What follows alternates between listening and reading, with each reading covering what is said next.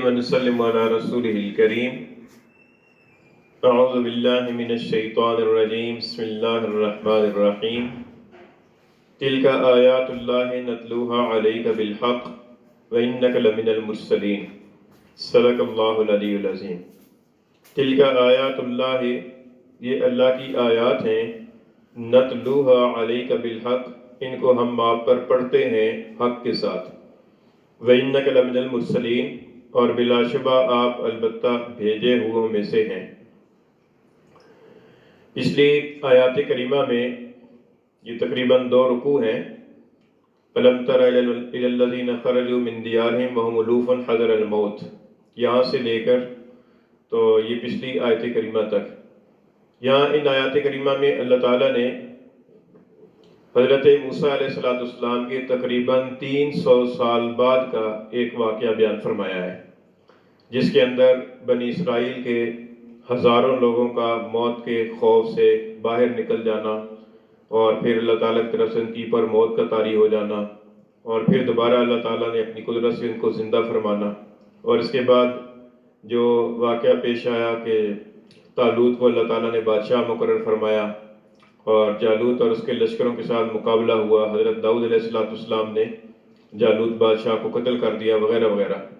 یہ سارا واقعہ بیان فرمایا، یہ سارا واقعہ حضور اقدس صلی اللہ علیہ وسلم کی ولادت سے اور آپ کے زمانے سے صدیوں پہلوں کا واقعہ ہے، یعنی ہزاروں سال پہلے کا واقعہ ہے، جو حضور اقدس صلی اللہ علیہ وسلم کے زمانے سے۔ اور یہ بات بالکل متعین ہے کہ حضور نبی کریم صلی اللہ علیہ وسلم کے آس پاس کا جو ماحول تھا تو وہ کوئی علمی ماحول نہیں تھا کہ جہاں پر کوئی اہل علم لوگ رہتے ہوں یا تاریخ کا جاننے والے رہتے ہوں یا کہ وہاں پر تاریخی کتابیں موجود ہوں۔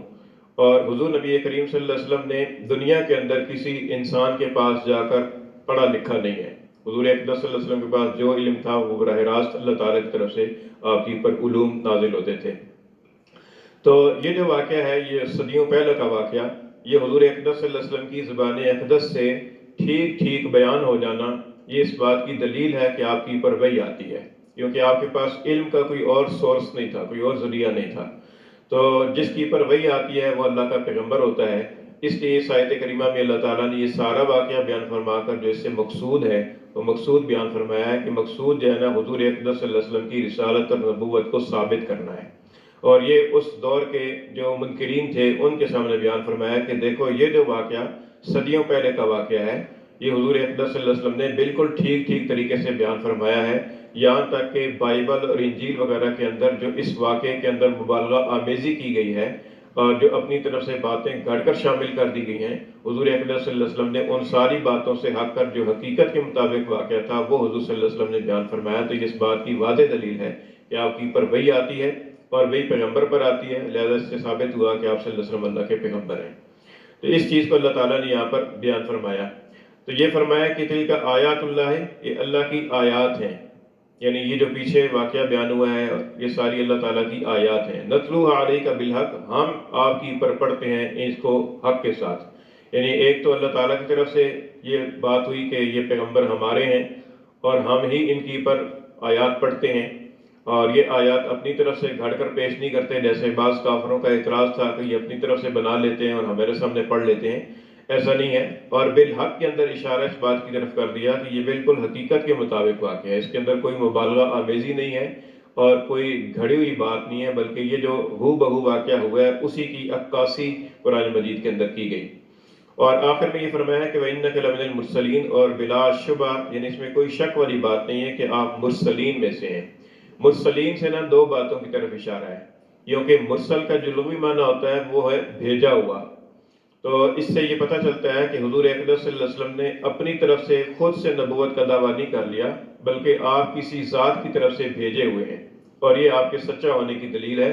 کیونکہ جو جھوٹا نبی ہوتا ہے تو وہ اپنے پاس ہی دعویٰ کرتا ہے کہ میں نبی ہوں، اللہ تعالیٰ کی طرف سے اس کو بھیجا نہیں جاتا۔ اور آپ صلی اللہ علیہ وسلم تو مرسل ہیں، یعنی آپ کو بھیجا ہوا ہے کہ آپ کو اللہ تعالیٰ کی طرف سے بھیجا گیا ہے کہ آپ واقعی اللہ کے پیغمبر ہیں اور اللہ کے رسول ہیں۔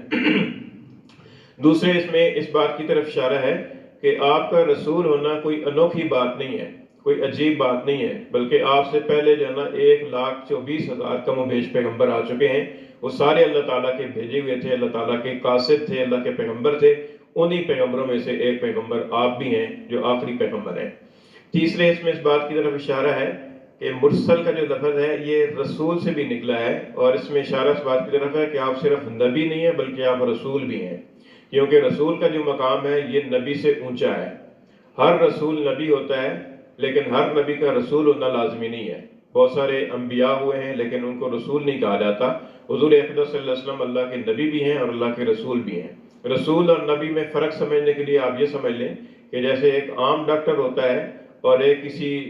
چیز کا اسپیشلسٹ ڈاکٹر ہوتا ہے. وہ جو اسپیشلسٹ ڈاکٹر ہوتا ہے وہ اس نے عام MBBS بھی کیا ہوا ہوتا ہے اور اس کے بعد جا کر وہ اگلا کورس کرتا ہے. تو عام ڈاکٹر جو ہوتا ہے اس کو اسپیشلسٹ ڈاکٹر نہیں کہہ سکتے لیکن اسپیشلسٹ ڈاکٹر کو ڈاکٹر کہہ سکتے ہیں. اسی طریقے سے جو نبی ہے اس کو رسول نہیں کہہ سکتے لیکن جو رسول ہے اس کو نبی بھی کہہ سکتے ہیں.